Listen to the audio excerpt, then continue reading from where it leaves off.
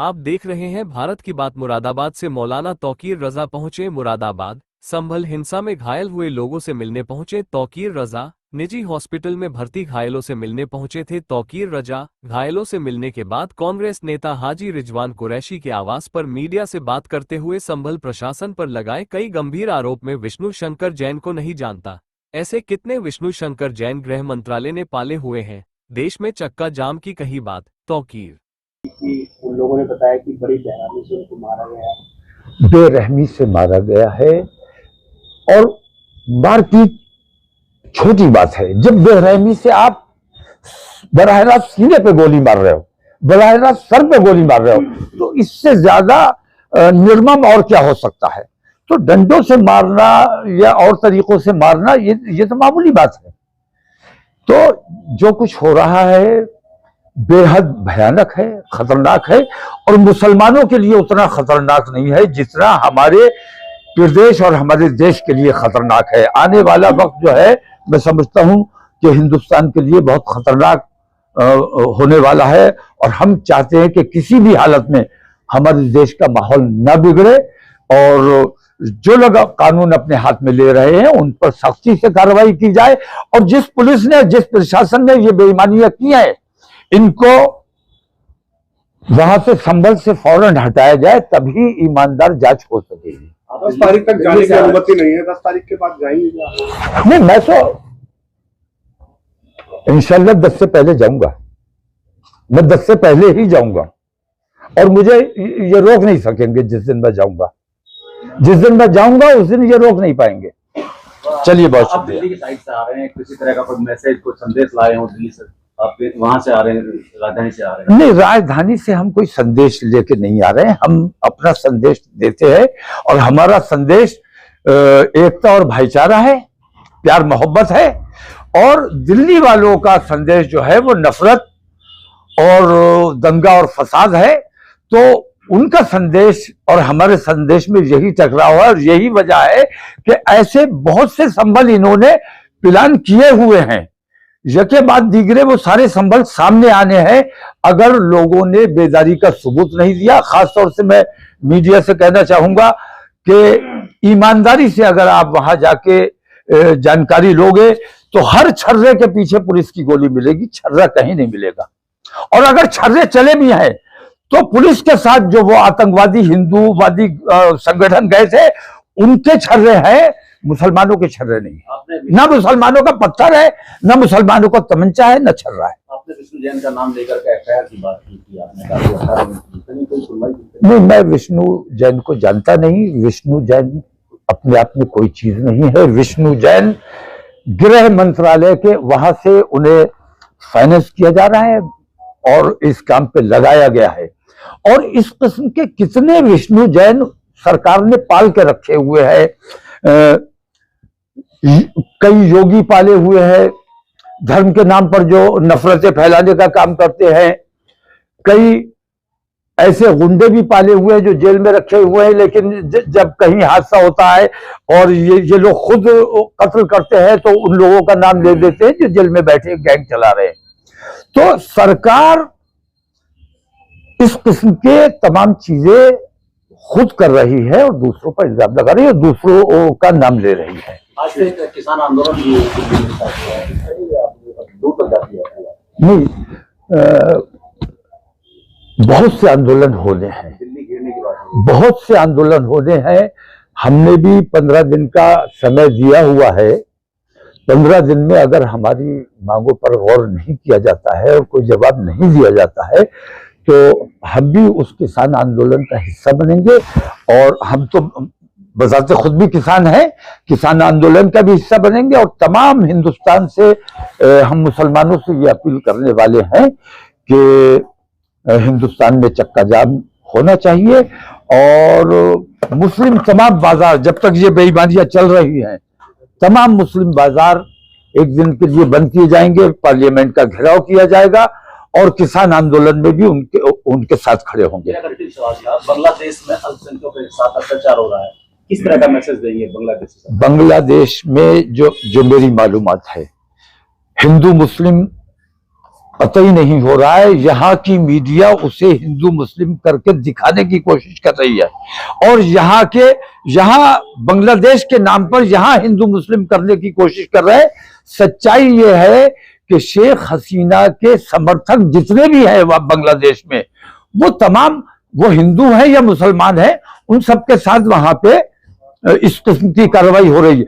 लेकिन अगर कहीं मंदिर के नाम पर या हिंदू के नाम पर उनके साथ किसी किस्म की ज्यादती हो रही है तो उसकी शदीद मजम्मत हम करते हैं और उसकी मुखालफत करते हैं। और जहां भी जुल्म हो रहा है, जहां भी ज्यादती हो रही है, कमजोर को दबाया जा रहा है, हम चाहे मुसलमान कर रहा है ये काम तो मुसलमान के खिलाफ है, और हिंदू कर रहा है तो हिंदू के खिलाफ है। मुलाकात नहीं होने दी जा रही है, ऐसी पाबंदी में रखा हुआ है कि मरीज से भी मिलने पर पाबंदी है। मैं संभल जानना चाहता था, मेरे लोग वहां परेशानी में है, तकलीफ में है, लेकिन मेरी ये समझ में नहीं आता कि जिला प्रशासन और जिला पुलिस क्या चाहती है, इतनी लंबी पाबंदी क्यों लगाई गई है। लॉ एंड ऑर्डर मेंटेन करना जिन लोगों की जिम्मेदारी है, उन्हीं लोगों ने वहां ये हालात बनाए हैं। और सबसे बड़ी और इंपॉर्टेंट बात यह है कि जांच कमेटी जो आई है वो ईमानदाराना जांच कैसे हो सकेगी जबकि उन्हीं लोगों के खिलाफ जांच होनी है जो वहां अधिकारी बन के बैठे हुए हैं। तो जब तक उनको वहां से हटाया ना जाए, नए पुलिस और नया प्रशासन जब तक वहां नहीं आएगा, तब तक कोई भी ईमानदार जांच से हमें कोई उम्मीद नहीं है। हमें यकीन नहीं है कि ईमानदाराना जांच होगी। और खास तौर से मैं यहाँ की जो एमपी हैं समाजवादी पार्टी से, खास तौर से गठबंधन से खास तौर से ये कहना चाहूंगा कि इन लोगों की ये जिम्मेदारी थी कि इन लोगों को जहां बॉर्डर पर जाकर बैठना चाहिए था और ये पूछना चाहिए था कि आखिर इतनी लंबी पाबंदी लगाने की क्या जरूरत थी। ऐसे कौन से आपने गुनाह किए हैं जिनको छुपाने के लिए आपको इतना टाइम चाहिए। पुलिस और प्रशासन मिलकर संभल को जलाने का काम किया है, संभल में आग लगाने का काम किया, लेकिन संभल के लोग, मैं पहले भी ये बात कही कि मुबारकबाद के मुस्तहिक हैं कि हिंदू और मुसलमानों ने दोनों ने बहुत संयम से काम लिया और किसी किस्म का ऐसा माहौल नहीं बनने दिया कि संभल का माहौल खराब होता। लेकिन पुलिस ने जानबूझकर ताकि संभल के जरिए वो पूरे प्रदेश का और पूरे मुल्क का माहौल बिगाड़ सके, इसलिए उन्होंने ये साजिश रची थी। इस साजिश को संभल के लोगों ने नाकाम किया है। जो घायल हैं उनसे मिलने की इजाजत होनी चाहिए थी। मैं उन लोगों के लिए कुछ मदद भी लेकर आया था, उनको पहुंचाना चाहता था, लेकिन वहां ऐसी पाबंदी लगी हुई है कि सब लोग आ जा रहे हैं, लेकिन उन्हीं 3 लोगों से जो टीएमयू में है उनसे मिलने पर पाबंदी है, उनसे बात करने पर पाबंदी है। उन पर यह दबाव बनाया जा रहा है कि झूठे आश्वासन कि आप लोगों को छोड़ दिया जाएगा अगर आप हमें 10 नाम अपने और लोगों के बता दो। तो उनसे झूठे बयान दिलवाना, झूठ और बयान बदलवाना। पुलिस की गोली से जो लोग मरे हैं, और बताया यह गया है कि सिर्फ 5 मरे हैं, सच्चाई यह है कि 7 मरे हैं। 7 हमारे लोग शहीद हुए हैं, जिनमें 2 का पोस्टमार्टम भी नहीं होने दिया गया है। लेकिन तो प्रशासन तो कह रहा है कि 4 मरे हैं। नहीं, प्रशासन ने जो कुछ किया है वो सारा का सारा अपराध है, और वो जो कह रहा है वो सारा का सारा झूठ है। जब तक वहां के रास्ते नहीं खोले जाएंगे, वहां जाने नहीं दिया जाएगा, तब तक सच्चाई सामने नहीं आ सकती। मैं समझता हूं शायद आप लोगों को भी अंदर नहीं जाने दिया जा रहा है। मीडिया तो सब आप लोग जा रहे हैं तो आपको सच्चाई निकाल के लाना चाहिए। मीडिया की यही जिम्मेदारी होती है। अधिकारियों सांसद और विधायक के बेटे को हिंसा भड़काने की साजिश में आरोपी बनाया है, आपको क्या लगता है? नहीं, हिंसा भड़काने का आरोपी तो वो किसी को भी बना सकते हैं। सांसद वहां मौजूद नहीं थे, ये मेरी जानकारी है। आरोपी मुझे भी बना सकते हैं, किसी को भी बना सकते हैं। आरोपी बनाने में उनका क्या जाता है? जब वो बराह रास्त सीने पर गोली मार सकते हैं, सर में गोली मार सकते हैं, तो वो कुछ भी कर सकते हैं। तो ये जो बेकाबू पुलिस हुई है और जंगल राज जो कायम हो गया है, इस जंगल राज के खिलाफ तमाम लोगों को, तमाम पार्टियों को मुत्तहिद होना चाहिए। जो पोस्टमार्टम रिपोर्ट आई है उसके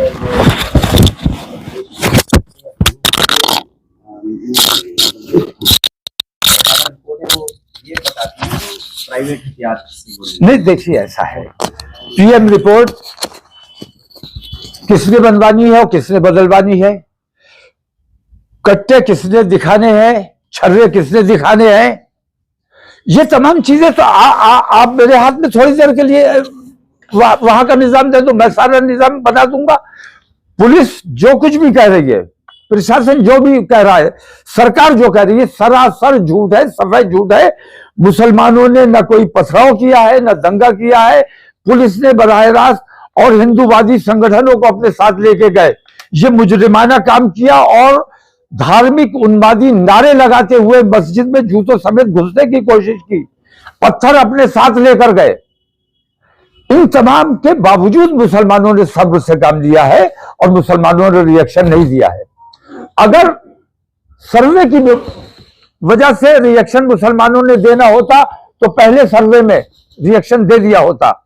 अगर सर्वे के लिए मुसलमानों ने रिएक्शन दे दिया होता तो ज्ञानव्यापी के लिए दिया होता, ईदगाह के लिए दिया होता। लेकिन आज तक मुसलमानों ने सरकारी काम में बाधा बनना की कोशिश नहीं की है और कहीं कानून अपने हाथ में लेने की कोशिश नहीं की है।